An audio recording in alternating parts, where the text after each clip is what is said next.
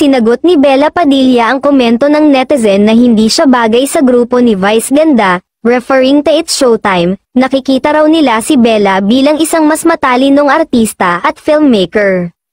Say nga ng isang follower niya, "So you on that show with Vice Ganda, kailangan kong sabihin na hindi ito angkop sa iyo, hindi ka bagay sa show na cheap. Nakikita ko bilang isa kang mas matalinong artista at matalinong filmmaker, just saying."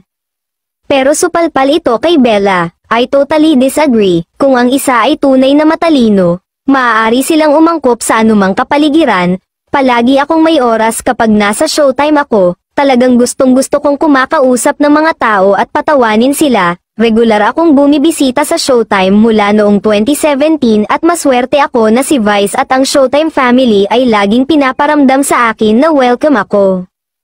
On point na sagot ng actress, director sa naglabas ng opinion.